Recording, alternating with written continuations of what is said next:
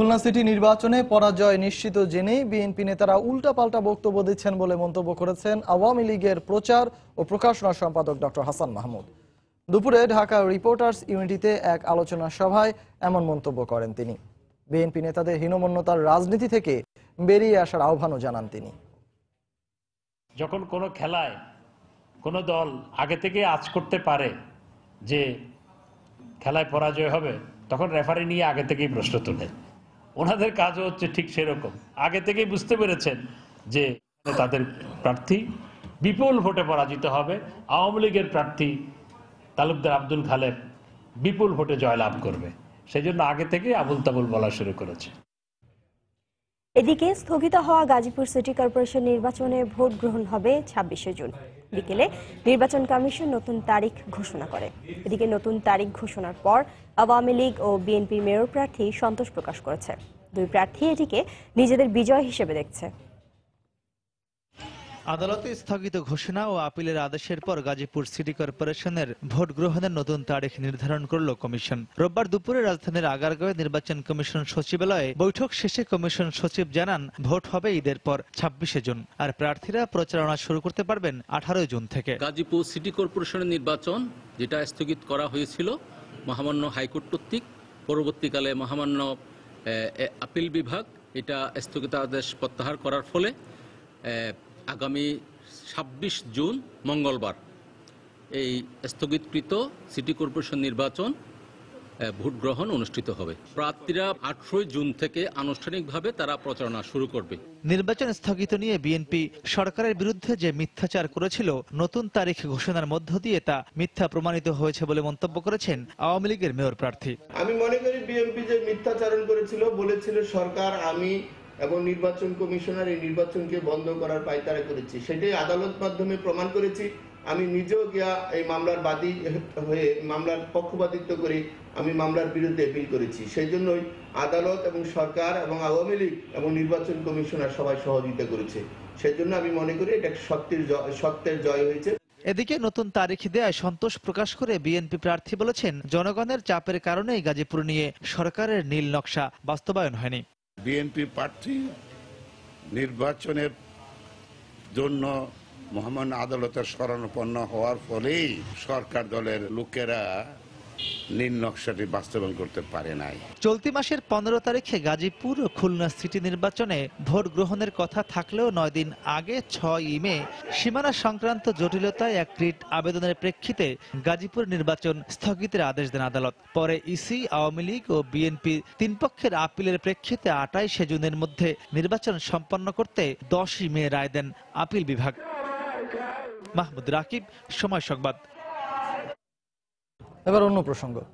সেনাবাহিনীকে যে কোনো হুমকি মোকাবেলায় প্রস্তুত থাকার আহ্বান জানিয়ে প্রধানমন্ত্রী শেখ হাসিনা বলেছেন, রাষ্ট্র পরিচালনায় যখন প্রয়োজন পড়বে সরকার ও জনগণের পাশে দাঁড়াবে সেনাবাহিনী। সকালে সেনা সদরে সম্মিলিত সামরিক হাসপাতালের ক্যান্সার ইউনিট সহ বিভিন্ন সেনানিবাসের 27টি প্রকল্পের উদ্বোধন করে বক্তব্য রাখেন প্রধানমন্ত্রী। যুগোপযোগী সেবা দিতে সম্মিলিত সামরিক হাসপাতালে এবার যুক্ত হলো ক্যান্সার ইউনিট। রোববার সেনা সদর থেকে এই প্রকল্প সহ বিভিন্ন সেনা ইউনিটের জন্য 27টি উন্নয়ন প্রকল্পের উদ্বোধন ও ভিত্তিপ্রস্তর স্থাপন করেন প্রধানমন্ত্রী শেখ হাসিনা। অবকাঠামো উন্নয়ন, শান্তিরক্ষা, দুর্যোগ মোকাবেলা সহ নানা ক্ষেত্রে বাহিনীর ভূমিকার প্রশংসা করেন প্রধানমন্ত্রী। চুক্তি করে নিজ নাগরিকদের ফিরিয়ে নেবার ব্যাপারে কার্যকর উদ্যোগ না নেয় মিয়ানমার বহির্বিশ্বের কাছে সমালোচিত হচ্ছে বলে উল্লেখ করেন তিনি। তারা সবই স্বীকার করে যে নিয়ে যাবে, কিন্তু কার্যকর কোনো কিছু করা হচ্ছে না। তবে আন্তর্জাতিক চাপও বাড়ছে এবং বাংলাদেশকে সারা বিশ্বে সকলেই এখন সমর্থন জানাচ্ছে। আপনাদের সকলকে পেশাগতভাবে দক্ষ, সামাজিক ও ধর্মীয় মূল্যবোধে উদ্বুদ্ধ হয়ে সৎ এবং মঙ্গলময় জীবনের অধিকারী হতে হবে এবং পবিত্র সংবিধান এবং দেশ মাতৃকা সার্বভৌমত্ব রক্ষার জন্য আপনাদের ঐক্যবদ্ধ থেকে আভ্যন্তরীণ কিংবা বাহ্যিক যে কোনো হুমকি মোকাবেলায় সদা প্রস্তুত থাকতে হবে। সরকার প্রধান বলেন, সুনির্দিষ্ট পরিকল্পনা ছিল বলেই বাংলাদেশ আজ সাগরতল থেকে মহাকাশে অবস্থান নিশ্চিত করেছে। অব্যাহত এই উন্নয়ন এগিয়ে নিতে সেনাবাহিনীকে ভূমিকা রাখার আহ্বান জানান তিনি। আমাদের সরকার সর্বদাই জনগণের সেবক হিসেবে দেশ পরিচালনা করতে চায়, কখনোই শাসক হিসেবে নয়। জনগণের সেবা করার জন্য আপনাদের সার্বক্ষণিক সহযোগিতা আমি পেয়েছি এবং বর্তমান সরকারের রাষ্ট্র পরিচালনাকালীন যখনই প্রয়োজন হবে তখনই সেনাবাহিনী জনগণের পাশে এসে দাঁড়াবে, এটা আমার দৃঢ় বিশ্বাস। কারণ এটা মনে রাখতে হবে, দেশটা আমাদের, দেশের মানুষগুলি আমাদের, এবং আপনারা যারা এখানে উপস্থিত বাংলাদেশের বিভিন্ন অঞ্চল থেকেই তো আপনারা এসেছেন, যেখানে আপনার পরিবারের সদস্যরা রয়েছে। পরে সেনা সদরের বিভিন্ন উন্নয়ন প্রকল্প ঘুরে দেখেন প্রধানমন্ত্রী শেখ হাসিনা। আজহার লিমন, সময় সংবাদ, ঢাকা। বঙ্গবন্ধু ১-এর সফল উৎক্ষেপণে জাতির জনক বঙ্গবন্ধু শেখ মুজিবুর রহমানের প্রতিকৃতিতে ফুল দিয়ে শ্রদ্ধা নিবেদন করেছেন প্রধানমন্ত্রী শেখ হাসিনা। বিকেলে ধানমন্ডির ৩২ নম্বরে বঙ্গবন্ধুর প্রতিকৃতিতে প্রথমে প্রধানমন্ত্রী হিসেবে, পরে আওয়ামী লীগ সভাপতি হিসেবে শ্রদ্ধা নিবেদন করেন তিনি। এ সময় তার সঙ্গে ছিলেন আওয়ামী লীগের সিনিয়র নেতৃবৃন্দ। শ্রদ্ধা নিবেদন শেষে সেখানে কিছুক্ষণ নীরবে দাঁড়িয়ে থাকেন সরকার প্রধান। পরে দলের সাধারণ সম্পাদক ওবায়দুল কাদের সাংবাদিকদের বলেন, সরকারের অর্জন স্বীকার না করে উল্টো স্যাটেলাইটের মালিকানা নিয়ে অপপ্রচার চালিয়ে হীনমন্যতার পরিচয় দিচ্ছে বিএনপি। উৎক্ষেপণের মাত্র ৩৩ মিনিটের মধ্যে মহাকাশের ৩৫,৭০০ কিলোমিটার পথ পাড়ি দিয়েছে বঙ্গবন্ধু ১ স্যাটেলাইট। বাকি ৩০০ কিলোমিটার পথ অতিক্রম করতে সময় লাগবে আরও ৮ থেকে ১০ দিন। তবে উৎক্ষেপণের ১ ঘন্টা পর থেকেই গাজীপুরের আর্থ স্টেশনে প্রাথমিক সংকেত পাঠাতে শুরু করেছে বঙ্গবন্ধু ১।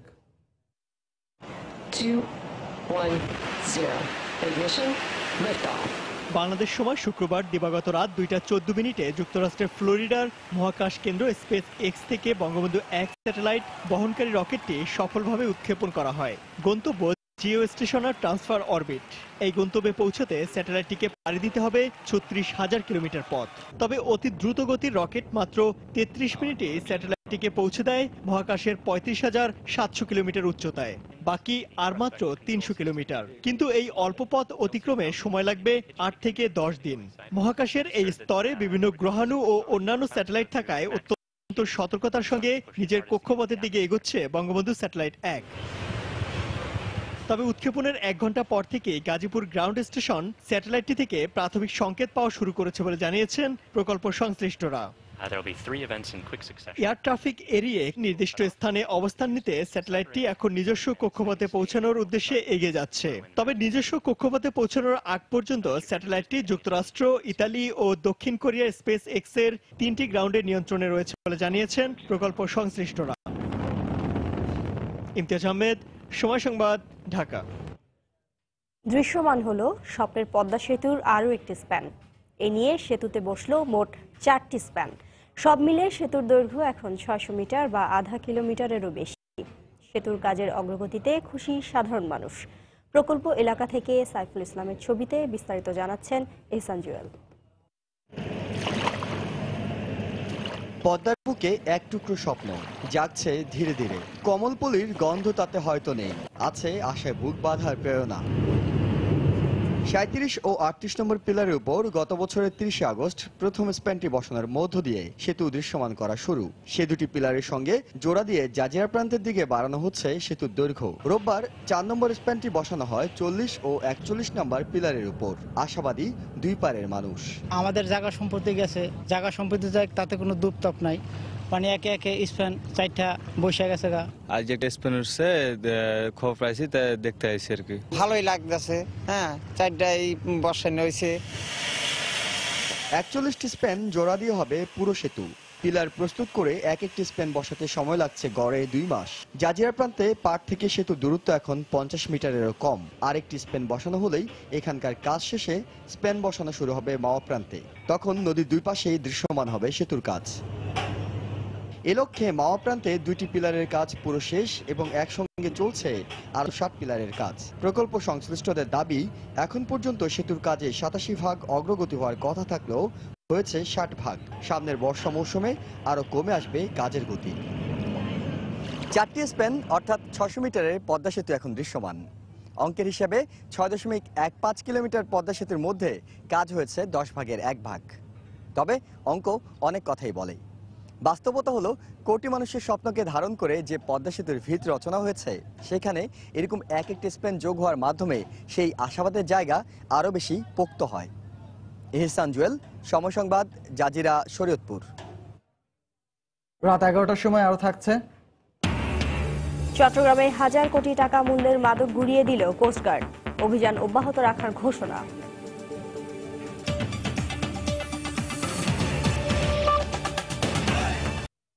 কোটা সংস্কারের প্রজ্ঞাপন জারি না হলে কালকে সারা দেশে সব শিক্ষা প্রতিষ্ঠানে ক্লাস পরীক্ষা বর্জনের হুঁশিয়ারি দিয়েছেন আন্দোলনকারীরা।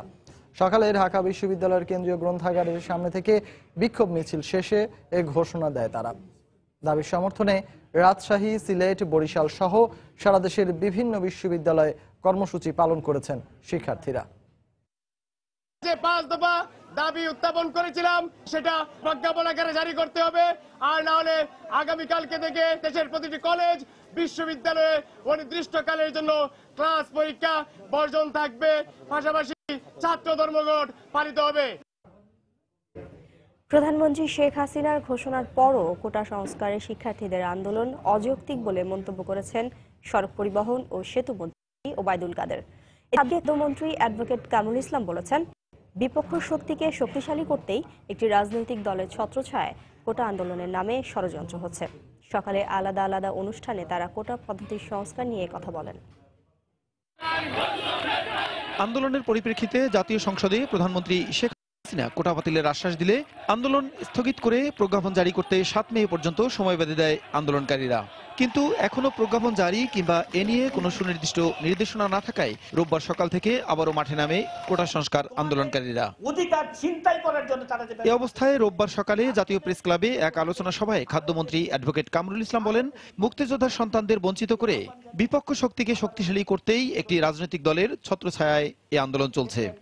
71-এর এই রাজাকারদের প্রজন্মরা, 71-এর পাকিস্তানপন্থীদের প্রজন্মরা, তারা কিন্তু একটি দল, যেই দল 2 বার রাষ্ট্রীয় ক্ষমতায় ছিল, সেই দলের আশীর্বাদ পুষ্ট হয়ে তারা কিন্তু বড় হচ্ছে, বেড়ে উঠছে। আজকে দেখেন কোটা বিরোধী আন্দোলন, আজকে মুক্তিযুদ্ধের সন্তানদের, মুক্তিযুদ্ধের উত্তরাধিকার যারা, আমাদের মুক্তিযোদ্ধাদের উত্তরাধিকার যারা, তাদেরকে অস্বীকার করার, তাদেরকে বঞ্চিত করার একটা ষড়যন্ত্র। দীর্ঘদিন পর্যন্ত বাংলাদেশের রাষ্ট্রীয় ক্ষমতায় দাপটের সাথে ওরা ছিল। আজকেও আবার প্রকারান্তরে কোটা বিরোধী আন্দোলনের নামে ওই গোষ্ঠী, ওই রাজাকারের সন্তানরা আবার প্রশাসনে, আবার চাকরি এবং প্রশাসনে তারা আবার আসতে চায়। সচিবালয়ে সড়ক পরিবহন ও সেতু মন্ত্রী সাংবাদিকদের বলেন, প্রধানমন্ত্রী এড়িয়ে জাতীয় সংসদে ঘোষণা দেওয়ার পরও শিক্ষার্থীদের আন্দোলন করা যৌক্তিক নয়। কোটা যার জন্য আন্দোলন, সেটা তো কোটাটাই বাতিল করা হয়েছে। আর প্রধানমন্ত্রী on the floor of the house, পার্লামেন্টে বসে তিনি যা বলেছেন পার্লামেন্টে, সেটা তাকে আমাদের বিশ্বাস করা উচিত।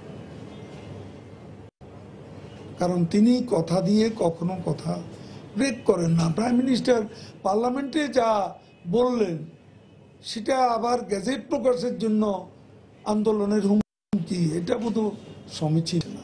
প্রধানমন্ত্রীর সিদ্ধান্তের প্রতি আস্থা রেখে শিক্ষার্থীদের আন্দোলন ছেড়ে পড়ালেখায় মনোযোগ দেওয়ার অনুরোধ করেন ওবায়দুল কাদের। যোগটাকে বাতিল করে। প্রসূন আশিস, সময় সংবাদ, ঢাকা। নিয়মিত কার্যসূচির অংশ হিসেবে বিদেশি কূটনীতিকদের ব্রিফিং করেছে বিএনপি। কূটনীতিকদের সাথে প্রায় 1 ঘন্টার বৈঠক চলে বিএনপি চেয়ারপারসনের গুলশান কার্যালয়ে। বিকেল 4টা থেকে 5টা পর্যন্ত এ বৈঠক অনুষ্ঠিত হয়। এ সময় বিএনপির প্রতিনিধি দলের নেতৃত্ব দেন মহাসচিব মির্জা ফখরুল ইসলাম আলমগীর। এছাড়া বিএনপির স্থায়ী কমিটির সদস্য ডক্টর খন্দকার মোশাররফ হোসেন ও ব্যারিস্টার মওদুদ সহ স্থায়ী কমিটির সদস্যরা উপস্থিত ছিলেন। গুলশান কার্যালয়ের বৈঠকে অংশ নেন অস্ট্রেলিয়া, ফ্রান্স, ইউরোপীয় union, Spain, Norway, Pakistan, Canada, Britain, Japan, Bharat ও ইউএনডিপির কূটনৈতিক প্রতিনিধিরা।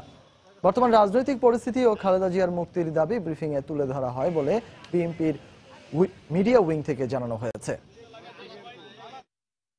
ঢাকা চট্টগ্রাম মহাসড়ক ও ভারত বাংলাদেশ সীমান্তে যানজটের কারণে পেঁয়াজ ও চিনির দাম বেড়েছে। দুপুরে সচিবালয়ে রমজানের নিত্যপণ্যের দাম নিয়ন্ত্রণে ব্যবসায়ীদের সঙ্গে বৈঠকে একথা জানিয়েছেন বাণিজ্য মন্ত্রী তোফায়েল আহমেদ। অতি মুনাফা না করে রমজানের নিত্যপণ্যের দাম সহনীয় রাখতে ব্যবসায়ীদের প্রতি আহ্বান জানান তিনি। এ সময় পাইকারি ও খুচরা পর্যায়ে দাম নির্ধারণ করে দেওয়ার দাবি জানান ব্যবসায়ীরা। আমাদের যা চাহিদা, এটা আমাদের দেশীয় উৎপাদন থেকে হয় না। ইন্ডিয়া থেকে আনতে গেলে যে বর্ডারে যদি ট্রাক কারেক্টলি আসতে না তারপরে রাস্তা যদি ট্রাফিক জ্যাম হয়, বিশ্ববাজারে $400 থেকে $2900। তো চিনির দাম বাড়ার কোনো কারণ, পবিত্র রমজান মাসে যে পবিত্রতা, এটা রক্ষা করার জন্য আপনাদের বিবেক অনুসারে মানুষকে সরবরাহ করবেন সঠিকভাবে, আবার যেহেতু ব্যবসা করেন লাভও করবেন। কিন্তু দেশের উন্নয়নের ধারাবাহিকতা ধরে রাখতে আগামী নির্বাচনে আওয়ামী লীগকে ক্ষমতায় আনতে সবাইকে ঐক্যবদ্ধ হয়ে কাজ করার আহ্বান জানিয়েছেন খাদ্যমন্ত্রী অ্যাডভোকেট কামরুল ইসলাম। বিকেলে সাভারের হেমায়েতপুরের শ্যামপুরে মৈত্রী সংঘ উচ্চ বিদ্যালয়ের বার্ষিক ক্রীড়া প্রতিযোগিতার পুরস্কার বিতরণী অনুষ্ঠানে প্রধান অতিথির বক্তব্যে তিনি একথা বলেন। এ সময় সাভার উপজেলা আওয়ামী লীগের যুগ্ম সাধারণ সম্পাদক মঞ্জুরুল আলম রাজীব সহ বিদ্যালয়ের শিক্ষক, শিক্ষার্থী ও অভিভাবকরা উপস্থিত ছিলেন। পরে প্রতিযোগিতায় বিজয়ীদের হাতে পুরস্কার তুলে দেন মন্ত্রী।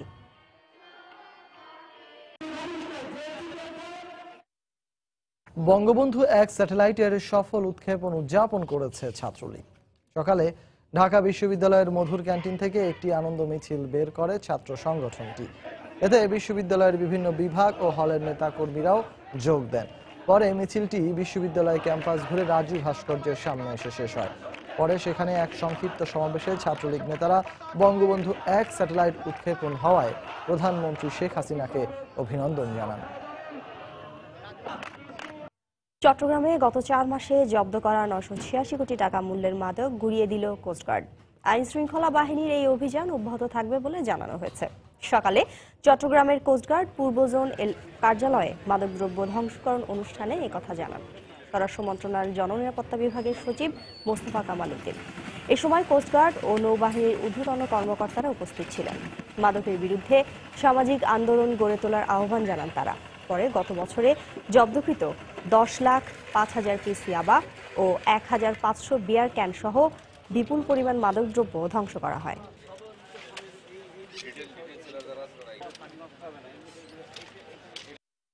চলতি বছরে পর্যন্ত প্রায় 986 কোটি টাকার অবৈধ মাদকদ্রব্য ও পণ্য কোস্টগার্ড কর্তৃক আটক করা হয়েছে, যার মধ্যে আটককৃত 400 কোটি টাকার ইয়াবা রয়েছে। মাদকের সবলে সমাজের বিভিন্ন স্তরে যে অপরাধ প্রবণতা বৃদ্ধি পেয়েছে, ওখান থেকে আমরা বের হয়ে আসতে না পারলে আমাদের ভবিষ্যৎ প্রজন্ম একটা বিশাল একটা বিপর্যয়ের সম্মুখীন হবে। গত কয়েকদিনের মতো আজও ঢাকা চট্টগ্রাম মহাসড়কের প্রায় 45 কিলোমিটার এলাকা জুড়ে ধীর গতিতে চলছে যানবাহন। গন্তব্যে পৌঁছাতে 3 গুণেরও বেশি সময় লাগছে। যানজট নিরসনে কার্যকর ব্যবস্থা না নেয়ায় কাল সকাল সন্ধ্যা এবং পরদিন থেকে প্রতিদিন 3 ঘন্টা করে যান চলাচল বন্ধ রাখার ঘোষণা দিয়েছে চট্টগ্রাম আন্তঃজেলা পরিবহন মালিক সমিতি। এদিকে যানজটের জন্য নির্মাণাধীন রেল ওভারপাসকে দায়ী করেছেন সড়ক পরিবহন ও সেতু মন্ত্রী। ফেনী থেকে আতিয়া সজল ও চট্টগ্রাম থেকে শফিকুল আলমের পাঠানো তথ্য ছবি নিয়ে রিপোর্ট। ফেনীর ফতেহপুরে নির্মাণাধীন ওড়াল সেতু এলাকার উভয় পাশে সড়কে প্রায় 100 মিটার খানাখন্দের কারণে গত কয়েকদিন ধরেই স্বাভাবিক যান চলাচল ব্যাহত হচ্ছে। রোববার সকাল থেকে ফেনীর ধুমঘাট সেতু এলাকা থেকে কুমিল্লার পদুয়ার বাজার এলাকা পর্যন্ত তীব্র যানজট দেখা দেয়। শনিবার রাতেও ঢাকা চট্টগ্রাম মহাসড়কের প্রায় 80 কিলোমিটার এলাকায় দীর্ঘ যানজট ছিল। পরশুদিন রাতের 1টার সময় এই আপনার ইয়াতে 12 আউলিয়া আর এই মাত্র পার হইতেছে ফেনী রেলগেট। এই যানজটের কারণে আমরা যখন দাঁড়ায় থাকি রাতের আধারে ডাকাতি হচ্ছে। অনাকাঙ্ক্ষিত ঘটনা এড়াতে সব ধরনের ব্যবস্থা নেওয়া হচ্ছে বলে জানিয়েছে পুলিশের ট্রাফিক বিভাগ। চিন্তায় বা অনাকাঙ্ক্ষিত ঘটনা না হইতে পারে, এর জন্য আমরা সচেষ্ট আছি। সর্বাত্মক চেষ্টা করতেছি যাতে যানজটটা দ্রুত নিরসন করতে পারি। যদি বৃষ্টি না হয় আশা করি সম্ভব হবে। সড়ক পরিবহন ও সেতু মন্ত্রী জানিয়েছেন ওভারপাসের নির্মাণ কাজ শেষ না হলে কমবে না যানজট। আমরা প্রবলেমে পড়ে গেছি ফেনী রেল ওভারপাস নিয়ে, যেখানে যানজটের কারণ সৃষ্টি হচ্ছে। 2টি লেন রেল ওভারপাস, একটা পার্ট 15 তারিখে উদ্বোধন হবে। এই ঈদের আগে রোজার মধ্যেই কমপ্লিট হয়ে যাবে, মানে আগামী 24-25 দিনের মধ্যে তারা পুরো কাজটি শেষ করবেন। গত 1 সপ্তাহ ধরে ঢাকা চট্টগ্রাম মহাসড়কের চট্টগ্রামের সীতাকুণ্ড থেকে কুমিল্লার 14 গ্রাম পর্যন্ত যানজট অব্যাহত রয়েছে। মনিরুজ্জামান প্রান্ত, সময় সংবাদ। এ পর্যায়ে শীর্ষ সংবাদ জানিয়ে দিচ্ছে আরেকবার। কিছুক্ষণ পর শেষ হচ্ছে খুলনা সিটি নির্বাচনের প্রচারণা। প্রার্থীদের জনসংযোগে সরগরম নগরী। গাজীপুরের ভোট গ্রহণের নতুন তারিখ ২৬ জুন। যে কোনো প্রয়োজনে সেনাবাহিনী সরকারকে সহযোগিতার মাধ্যমে জনগণের পাশে দাঁড়াবে, প্রত্যাশা প্রধানমন্ত্রীর। বাহিনীর ২৭টি উন্নয়ন প্রকল্পের উদ্বোধন। কাল থেকে সব শিক্ষা প্রতিষ্ঠানে ক্লাস পরীক্ষা বর্জনের ডাক কোটা আন্দোলনকারীদের। প্রধানমন্ত্রীর ঘোষণার পরও আন্দোলন অযৌক্তিক বললেন মন্ত্রীরা। স্বপ্নের পদ্মা সেতুতে বসল চতুর্থ স্প্যান। দৃশ্যমান হলো আধা কিলোমিটারের বেশি। আর একটি স্প্যান বসলেই জাজিরা প্রান্তে যুক্ত হবে সেতু। এবং টানা ৩ দিন ধরে ঢাকা চট্টগ্রাম মহাসড়কে যানজট, ফেনীর রেল ওভারপাসই কারণ। ২৫ দিনের আগে সমাধান সম্ভব নয়, জানালেন সড়ক পরিবহন মন্ত্রী। এই ছিল রাত ১১টার সময়। যে কোনো খবর পেতে ভিজিট করুন সময়নিউজ.টিভি। সঙ্গেই থাকুন সময়ের।